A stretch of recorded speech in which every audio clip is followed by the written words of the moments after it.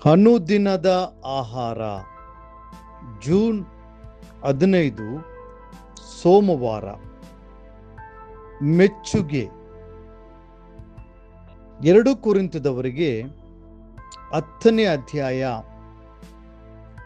18ನೇ ವಚನ. ತನ್ನನ್ನು ತಾನೇ ಹೊಗಳಿಕೊಳ್ಳುವವನು ಯೋಗ್ಯನಲ್ಲ. ನಮ್ಮ ಕರ್ತನು ಯಾರನ್ನು ಹೊಗಳುತ್ತಾನೋ ಅವನೇ ಯೋಗ್ಯನು. ಮೆಚ್ಚುಗೆ ಅಥವಾ ಹೊಗಳಿಕೆಯಲ್ಲಿ ಹಲವು ವಿಧಗಳಿವೆ. ಜನರು ತಮ್ಮನ್ನು ತಾವೇ ಹೆಚ್ಚಿಸಿಕೊಳ್ಳುವ ಸ್ವಯಂ ಹೊಗಳಿಕೆ ಒಂದಾದರೆ, ಸ್ವಂತ ಲಾಭಕ್ಕಾಗಿ ಇತರರನ್ನು ವಂಚನೆಯಿಂದ ಹೊಗಳುವ ಮುಖಸ್ತುತಿ ಇನ್ನೊಂದು. ಆದರೆ ಎಲ್ಲದಕ್ಕಿಂತ ಮಿಗಿಲಾಗಿ ಕರ್ತನಿಂದ ಬರುವ ಉನ್ನತವಾದ ಮೆಚ್ಚುಗೆ ಇದೆ. ಹೌದು, ಕರ್ತನು ಯಾರನ್ನು ಮೆಚ್ಚುತ್ತಾನೋ ಅವನೇ ನಿಜವಾಗಲೂ ಅಂಗೀಕರಿಸಲ್ಪಟ್ಟವನು. ಒಮ್ಮೆ ಅಪೊಸ್ತಲನಾದ ಪೌಲನು ಕೊರಿಂಥ ಸಭೆಯನ್ನು ನೋಡಿದಾಗ ಅಲ್ಲಿ ಒಂದು ಕಡೆ ಆತ್ಮಿಕ ವರಗಳಿಂದ ತುಂಬಿ ಎಲ್ಲದರಲ್ಲಿಯೂ ಶ್ರೇಷ್ಠವಾಗಿ ಬೆಳಗುತ್ತಿದ್ದ ಸಭೆ ಕಾಣಿಸಿತು.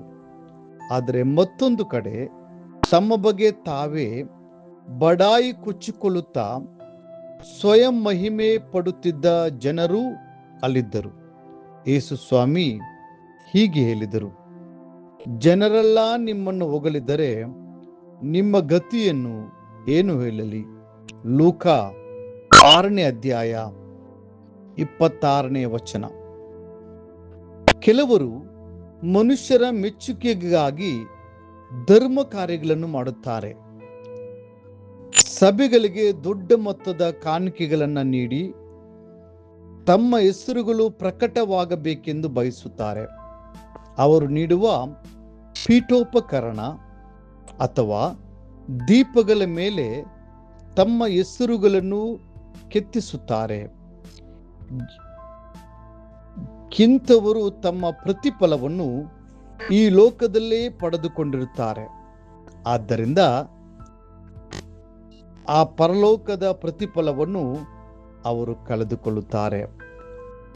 ದೇವರು ಹೃದಯದ ಆಲೋಚನೆಗಳನ್ನು ಬಲ್ಲವನು. ಸ್ವಮಹಿಮೆಗಾಗಿ ಮಾಡುವ ಯಾವುದೇ ದಾನವನ್ನು ಆತನು ಒಪ್ಪುವುದಿಲ್ಲ. ಆದ್ದರಿಂದ ನೀವು ಏನನ್ನೇ ಮಾಡಿದರೂ ಮನುಷ್ಯರ ಮೆಚ್ಚುಗೆಗಾಗಿ ಮಾಡದೆ ಕರ್ತನಿಗಾಗಿ ಪೂರ್ಣ ಹೃದಯದಿಂದ ಮಾಡಿರಿ.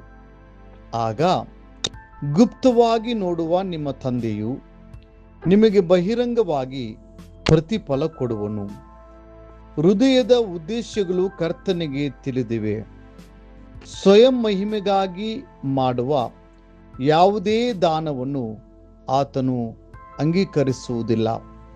ಆದ್ದರಿಂದ ನೀವು ಏನು ಮಾಡಿದರೂ ಅದನ್ನು ಜನರ ಮೆಚ್ಚುಗೆಗಾಗಿ ಮಾಡಬೇಡಿರಿ. ಬದಲಾಗಿ ಪೂರ್ಣ ಹೃದಯದಿಂದ ದೇವರಿಗಾಗಿ ಮಾಡಿರಿ. ಆಗ ರಹಸ್ಯವಾಗಿ ನಡೆಯುವುದನ್ನು ನೋಡುವ ನಿಮ್ಮ ತಂದೆಯು ನಿಮಗೆ ಬಹಿರಂಗವಾಗಿ ಪ್ರತಿಫಲವನ್ನ ಕೊಡುವನು. ಆತನೊಬ್ಬನೇ ನಿಮ್ಮ ಸ್ತುತಿಗೆ ಪಾತ್ರನು. ಆತನು ನಿಮ್ಮ ದೇವರು. ನೀವು ನೋಡಿದ ಆ ಮಹಾ ಭಯಂಕರವಾದ ಮಹತ್ ಕಾರ್ಯಗಳನ್ನು ನಿಮಗೋಸ್ಕರ ನಡೆಸಿದವನು ಆತನೇ.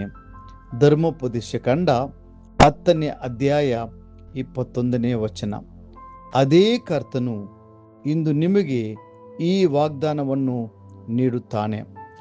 ನಾನು ನಿರ್ಮಿಸಿದ ಬೇರೆ ಜನಾಂಗಗಳಿಗಿಂತಲೂ ಇವರಿಗೆ ಹೆಚ್ಚಾದ ಕೀರ್ತಿ ಘನಮಾನಗಳನ್ನು ಉಂಟು ಮಾಡುವೆನು. ಧರ್ಮೋಪದೇಶ ಕಾಂಡ 26:19ನೇ ವಚನ. ಕರ್ತನೇ ನಮ್ಮನ್ನು ಗೌರವಿಸಿ ಹೊಗಳಿರುವಾಗ ಯಾವ ಮನುಷ್ಯನೂ ನಮ್ಮನ್ನು ನಿಜವಾಗಿಯೂ ಕೆಳಗಿಳಿಸಲು ಸಾಧ್ಯವಿಲ್ಲ. ಯಾರೂ ನಮ್ಮ ಹೆಸರನ್ನು ಕೆಡಿಸಲು ಅಥವಾ ಶಾಶ್ವತವಾಗಿ ನಮ್ಮ ಮೇಲೆ ಅಪವಾದ ಹೊರಿಸಲು ಸಾಧ್ಯವಾಗುವುದಿಲ್ಲ. ದೇವರು ಅಬ್ರಾಮನಿಗೆ ಹೀಗೆ ಹೇಳಿದನು, ನಾನು ನಿನ್ನನ್ನು ದೊಡ್ಡ ಜನಾಂಗವಾಗುವಂತೆ ಮಾಡಿ ಆಶೀರ್ವದಿಸಿ ನಿನ್ನ ಹೆಸರನ್ನ ಪ್ರಖ್ಯಾತಿಗೆ ತರುವೆನು. ಆದಿಕಾಂಡ 12ನೇ ಅಧ್ಯಾಯ 2ನೇ ವಚನ. ಯೇಸು ಕ್ರಿಸ್ತನು ಮನುಷ್ಯರಿಂದ ಗೌರವವನ್ನ ನಿರೀಕ್ಷಿಸಲಿಲ್ಲ, ಬದಲಾಗಿ ತನ್ನ ತಂದೆಯಾದ ದೇವರಿಂದ ಬರುವ ಗೌರವಕ್ಕಾಗಿ ಕಾಯುತ್ತಿದ್ದನು. ಆತನು ಅಂದಿನ ಫರಿಸಾಯರಿಗೆ, ನಾನು ಮನುಷ್ಯರಿಂದ ಆಗುವ ಮಾನವನ್ನು ಅಂಗೀಕರಿಸುವುದಿಲ್ಲ ಎಂದನು. ಯೋಹಾನ 5ನೇ ಅಧ್ಯಾಯ 41ನೇ ವಚನ. ಮತ್ತೊಮ್ಮೆ ಒಬ್ಬನೇ ದೇವರಿಂದ ಬರುವಂತ ಮಾನವನ್ನು ಅಪೇಕ್ಷಿಸಿದೆ ಒಬ್ಬರಿಂದೊಬ್ಬರು ಮಾನವನ್ನು ಅಂಗೀಕರಿಸುವವರಾದ ನೀವು ಹೇಗೆ ನಂಬೀರಿ? ಯೋಹಾನ 5ನೇ ಅಧ್ಯಾಯ 44ನೇ ವಚನ. ಪ್ರಿಯ ದೇವರ ಮಕ್ಕಳೇ, ನಿಮ್ಮ ಮೆಚ್ಚುಗೆಯು ಕರ್ತನಿಂದ ಬರಲಿ. ಆತನನ್ನು ಮೆಚ್ಚಿಸುವುದೇ ನಿಮ್ಮ ಜೀವನದ ಏಕೈಕ ಗುರಿಯಾಗಿರಲಿ. ಮುಂದಿನ ಅಧ್ಯಯನಕ್ಕಾಗಿ ದೇವರ ವಾಕ್ಯ. ಅವನ ಹೊಗಳಿಕೆಯು ದೇವರಿಂದಲೇ ಹೊರತು ಮನುಷ್ಯರಿಂದ ಬರುವುದಲ್ಲ. ರೋಮಪುರದವರಿಗೆ 2:29ನೇ ವಚನ. ಈ ದಿನ ಓದುವ ದೇವರ ವಾಕ್ಯ. ಮುಂಜಾನೆ ನೆಹೆಮಿಯ 1, 2, 3 ಅಧ್ಯಾಯಗಳು. ಸಂಜೆ ಅಪೊಸ್ತಲ ಕೃತ್ಯಗಳು 2ನೇ ಅಧ್ಯಾಯ 1ರಿಂದ 21 ವಚನಗಳು. ದೇವರು ನಿಮ್ಮನ್ನು ಆಶೀರ್ವದಿಸಲಿ.